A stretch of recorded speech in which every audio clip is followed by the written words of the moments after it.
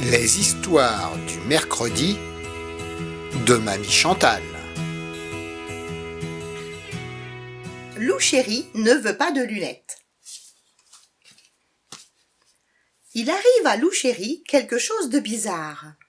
Quand la maîtresse lit une belle histoire, elle nage en plein brouillard. C'est très embêtant. Sur la page de papier, il n'y a ni princesse ni chevalier, mais plutôt une ânesse et un gros scarabée. Dans la cour de récré, Lou Chéri perd sans arrêt.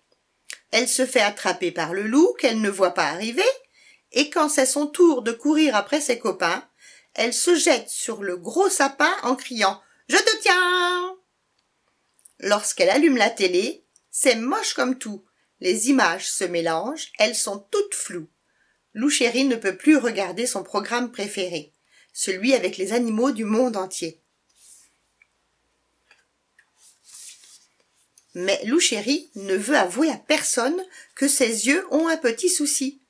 Ni à sa maman, ni à son papa, ni à la maîtresse, ni à ses copines, ni à sa gentille mamie. Mais pourquoi donc? Parce que Lou Chéri ne veut pas de lunettes. Elle pense qu'à l'école, on va se moquer d'elle, chanter à tue-tête. Avec tes lunettes, t'es moche, et avec tes lunettes, t'as l'air bête. Elle est certaine que les autres vont lui trouver de vilains surnoms. Espèce de topinette, serpent à lunettes, 4 yeux. Ça va être affreux. Et si Léandre la traitait de bigleuse loucheuse, lui, son meilleur ami qui est d'habitude si gentil.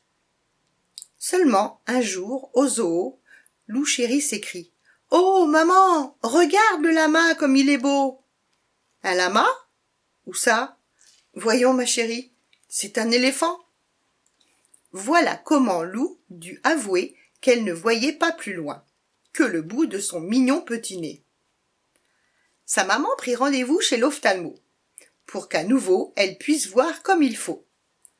Lou Chéri était impressionnée, car le cabinet du médecin était rempli d'appareils et d'écrans inquiétants. Lorsqu'elle fut installée dans le gros fauteuil, l'ophtalmo lui expliqua. « Approche-toi, c'est comme au cinéma.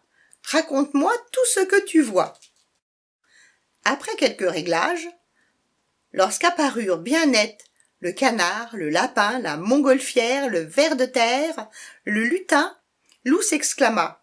« Docteur Ophtalmo, tu es un vrai magicien !»« Un petit peu, mais attends de rencontrer mon ami l'opticien. » Dans la boutique de l'opticien, Lou Chéri a du mal à se décider.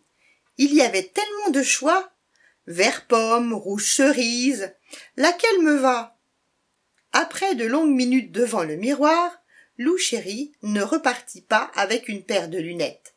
Non, il lui en fallut 2, une bleue à papillons et une rose à paillettes. Le lundi suivant, en arrivant à l'école, même si Lou se trouvait belle, elle craignait encore les rires cruels. Mais quelle surprise! Léandre l'attendait, avec, sur le nez, des lunettes rouges et noires qui lui donnaient un air de star. « Waouh! Avec tes lunettes, t'es drôlement jolie! »« Merci, les tiennes te vont très bien aussi !» Leurs copains s'écrièrent. « Vous êtes super classe! Comme vous avez de la chance !» Beaucoup d'enfants voulurent rendre visite à l'opticien, pour poser eux aussi sur leur nez ces merveilles. Mais ils voyaient très bien. Alors, pas de panique, ils eurent tout de même droit aux lunettes de soleil.